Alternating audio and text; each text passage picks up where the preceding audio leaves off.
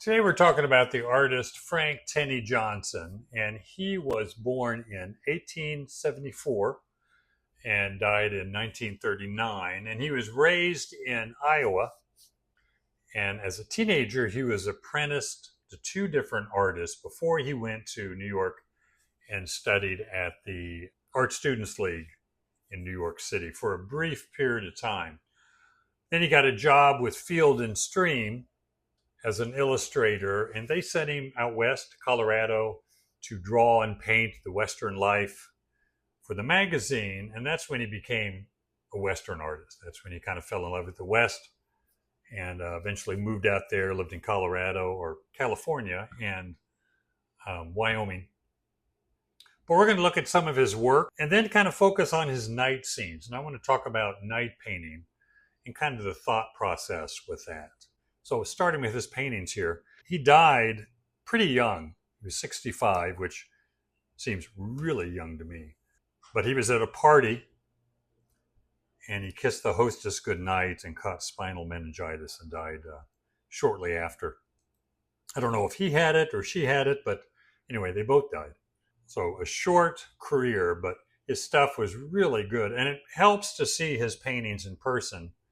There's a lot of places to see him. Willow Rock in Oklahoma is a museum. I think it's Phillips Oil Company that has that.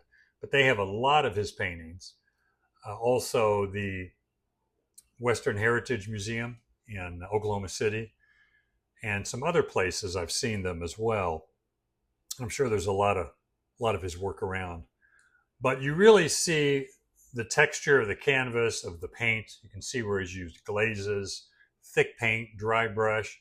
It's really helpful to see some in person. You can also tell what he toned the canvas with on some of these paintings because he had a lot of thin areas as well as really, really thick areas in his paintings.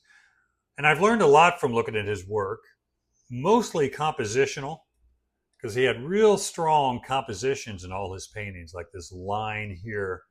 And the line, when I say line, I'm talking about the shape of the rocks and the shape of the water. That creates a line when you put them next to each other, and that pulls you to the figure here on the horse.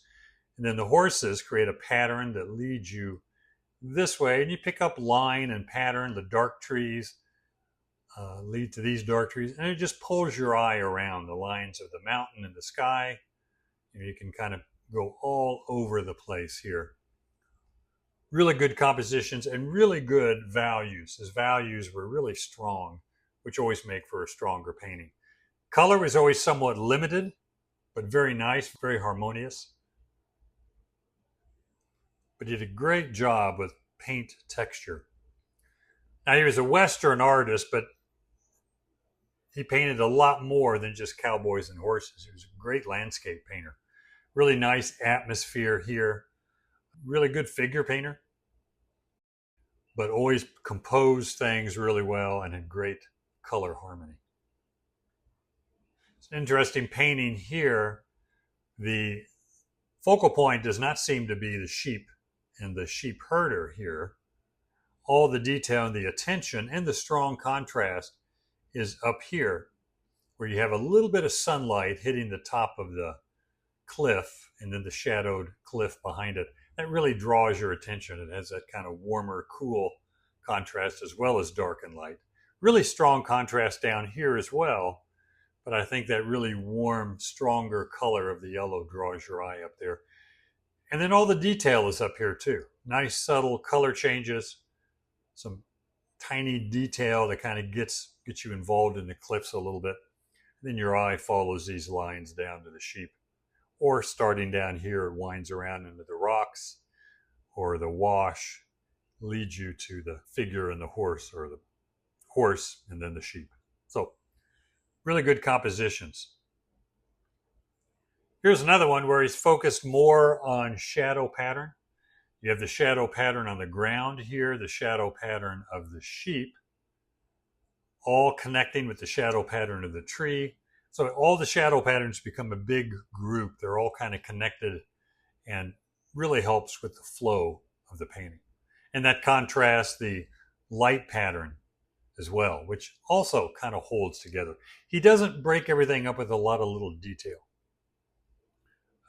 The lights and the darks are big, simple shapes, so they hold together really well.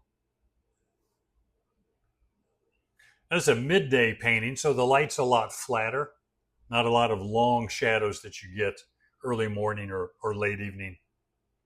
So not as much contrast. Contrast is more subtle here on the ground. You got the shrubbery and the slightly darker green grass, some contrast in the background. But the main contrast is set up by the artist. He's got the white horse next to the real dark shirt. And he's got the real light shirt next to the real dark horse. So he's setting up really strong contrast there on a somewhat flat contrasted day because it's more midday. And the subtlety and the big shapes really add to a lot of form. The pants here are sunlit, but he's got some subtle value changes to show some form in there. Which is the harder part of painting. Once you understand how to simplify shapes into bigger, simple light and dark shapes, then breaking that down into smaller, subtle value changes is what kind of refines the painting, gives the shapes even more shape, and gives it a lot more refinement. This one's not a very big file, so it kind of breaks up or pixelates too much. But I like again, the shadow pattern down here of the rocks that lead to the shadow under the horse and under the figure and then up the figure and winds around here, shadow on the rocks in the background and then back down to the horse. Nice subtle color changes in there. You know, this is early 20th century, so photography was around. I know he painted outside a lot. I've seen a lot of pictures of him painting outside. And there's a lot of color sketches that he did of just pure landscape that I'm sure he used in the studio for larger paintings. And I don't know what this was, whether it was outside or inside, doesn't matter. And here also, the focal point isn't necessarily the horses. It's the stuff that's kind of collecting along the creek, the logs and the rocks here. And then the light and shadow from the bank. Very nice. Creating a sense of a lot of detail without doing a whole lot. Keeping things simple. But here are some night scenes we'll take a look at now. Night paintings are generally, what I've seen, are full moon nights where you have a lot of bright light from the moon that acts like the sun and gives you the strong contrast of dark and light. And you have different types of light at night, depending on what time it is or the location of the moon. It could be lighter, darker. But if you're not painting on a full moon or any moonlight at all, it's just too dense. The dark becomes too blank and you can't see anything. Even in a full moon, some of the darks or some of the background areas, just you can't see anything. But sometimes during a moonlit night, you can see quite a bit. And I think you push it a bit more, you see a bit more into the shadows than what's probably really there, just to make the painting more interesting. Here he's got this figure right here with the horse, and he's used it again right here. So maybe photography, where he had a photograph and just used it twice, but different scene altogether, different landscape. But again, strong use of big dark and light pattern. Here he's kind of keying the painting, and you'll see this through a lot of the night scenes. Here's his lightest value on this horse. Maybe a little bit on the saddle here, but not as much. And everything else is lighter. So the lights on the building are a bit darker, lights on the figure, even the lights on the ground are darker so that the horse jumps out. Then the darkest darks are underneath the horses and over here at the figure. Then all the other shadows, as they recede back or become less important, they're just a bit lighter. And then this one, different scene altogether, a little bit warmer on the grass, or at least the photograph is. It's hard to tell from photographs of the paintings exactly what temperature a lot of the colors are or how dark they are. My guess is there's a bit more subtle value change in here instead of just going such a flat dark. But again, strong contrast, good value patterns, good composition, and nice subtle color harmony. And here's a good example of keying the painting to where the horse is the lightest, then maybe the shirt on the figure down here. All the other lights are darkened a lot. Even the dirt down here is a lot darker than the horse, but it's light enough that your eye can pick it up and kind of meander this way over to the light horse. So you see these random light and dark shapes, but they're carefully thought through to kind of set up the composition to make it work better. Here's another one where I've seen the figure and the horse in another painting, smaller painting. Could have been maybe a study for this one, I don't know. Everything is kind of keyed to the shirt and the horse. The white on the cows is a bit lighter, doesn't look like it in the photograph, but probably not as light as the light on the horse and the shirt. And then the darkest darks are also around in here on the horse and around the figure. Again, that makes it stick out more. Then the colors values are really simplified in the landscape. Beautiful landscape though. Darks, again, on a night scene are a lot more simple. You don't see into them as much. On a sunny day where you have a lot of shadows, there's usually a lot of bouncing light or color around that makes the shadows a bit lighter and have a bit more color, but not so at night. The color's not bouncing at all. It's just can almost get kind of black looking. It's a real nice atmospheric night scene. Again, the white horse here where the moonlight is hitting it is the lightest. Even the dirt below is a little darker so that the horse stands out. And the moonlit horse and the moonlit dirt are very, very blue-green to give that feel of moonlight. It's the last one of his. Longer composition, probably harder to set up because there's so much going on. He does have the figure in the middle there, so your eye keeps going back to that. But a lot of things to travel around. When you look at the light areas, like in this horse here, or on the ground below the horse, or the ground in the middle, there's real subtle value and color changes, which really refines the painting. I mean, you have to learn to simplify those big shapes first, the big, simple, flat, dark, and light shapes, so you can set up your composition. But then you want to learn how to create subtlety. And if we look at the horse here on the left, or on the right, zoom in a little bit, this is real light right in here, but he's added some subtle value changes after he sets up the light. Once the light is set up, then you come in, get a little bit of subtle halftone. Same thing in the leg here. It's pretty much all in the light, but that halftone in there. He's using some glazes here, or scumbles, just a lot of medium and a little lighter value. And just scrubbing it over dry paint to create that dust there. Then over here on this side. Again, a little bit of scumbling or a real thin glaze of color that creates a smoke from the fire, the oven there. But a lot of scumbling and dry brush, using somewhat thick paint on dry paint, and it kind of skips along and creates a nice texture in the painting. Now I have some of my paintings here at night to just talk about kind of the thought process. A lot of my night scenes, or most of them, are taking daytime photographs and turning them into night scenes. I've done a lot of night painting. I used to live in Tucson, Arizona, and I would just take little 6x8s, 8x10s outside on a full moon and just do small landscapes out, just to get used to the feel of the color, the simplified values. I always had to see into the darks just a bit more because things got so black. But on some moonlit nights, you could really see quite a bit. So this was a daytime photograph of the Taos Pueblo I took. And I do a small 5x7, 6x8 black and white painting, just ivory black and white.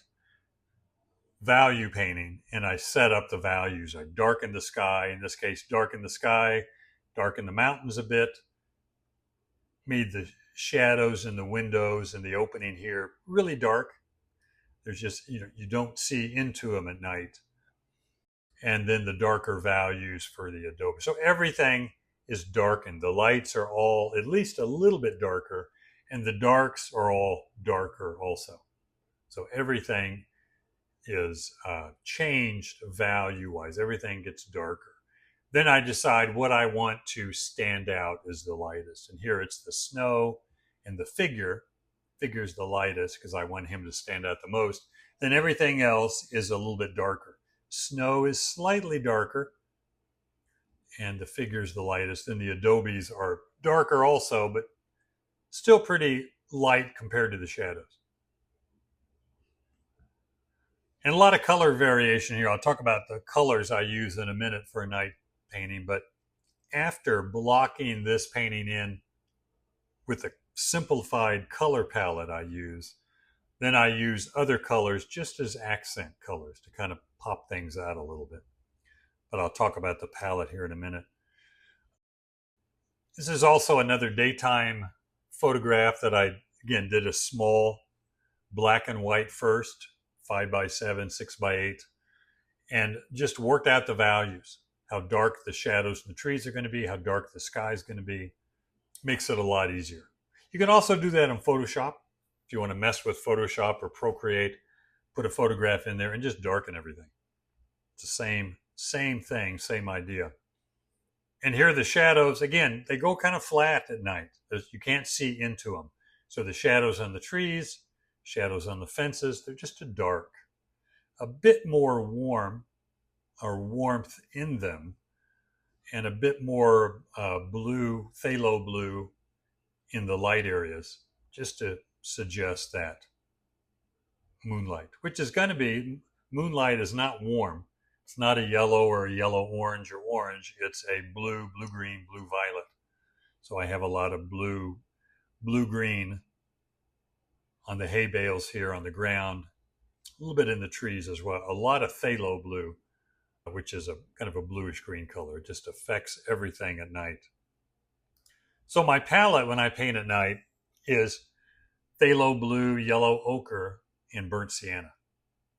So first I'll do a small 6x8 black and white value painting to work out the values, no color.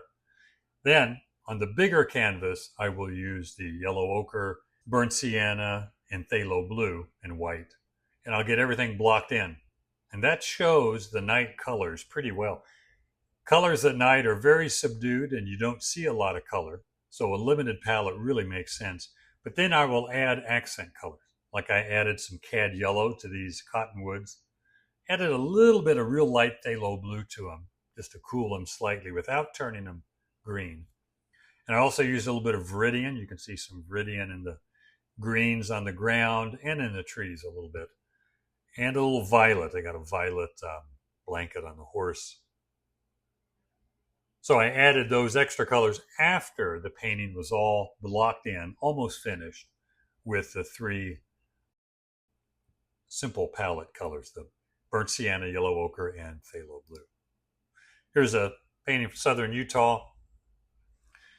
Again, used the ochre, burnt sienna, and phthalo blue, and then used some viridian. This is viridian down here in the shrubbery, and in the shrubbery and weeds in here is more violet, and some violet and phthalo, well, phthalo blue is the original palette, but some violet and viridian also in the mountain, using some viridian on the trees a little bit.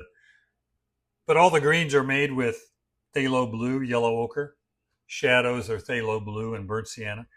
The shadows are a bit warmer at night. Not a lot of temperature contrast at night, but the lights are cooler because the moon is bluer, blue-green. Shadows then appear a bit more warm, and so I have a lot of burnt sienna in there. I will tone the canvas at first with burnt sienna, a little darker than I usually do for a daytime painting, because I want everything darker. So that kind of sets the mood a little bit better. Not real dark, it's still a half tone. The tone on the canvas is not as dark as the shadows. more of this kind of half-tone area in here of just burnt sienna. No white, just burnt sienna paint thinner. And that sets up pretty quick. I don't really have to let it dry. If I'm using pure paint thinner and burnt sienna, it's going to be dry in about 15 minutes anyway, because I wipe it down so it doesn't get too thick. And the last one here is Yosemite. Now this one, I did take this picture at night with my iPhone, and it turned out really well. I don't know why. Most of the time when I try to take a picture at night, it doesn't work. It just gets too black. But this picked up the lights, the darker lights from the moon. Turned out really well, so I didn't have to do a black and white first to change all the values. And I started with the ochre, burnt sienna, and phthalo blue, and added some viridian and violet, some violet in there. A lot of the violet, though, is what looks like violet is the phthalo blue and burnt sienna with a little white, at least. And that kind of appears like violet within that limited palette. So if I have a limited palette, like if I have black as my blue, and then yellow ochre and burnt sienna, that black will look really bluish in the painting. So I could have a black and white sky, and it'll look really blue because I don't have any blue. That's my closest thing to blue, so it appears blue.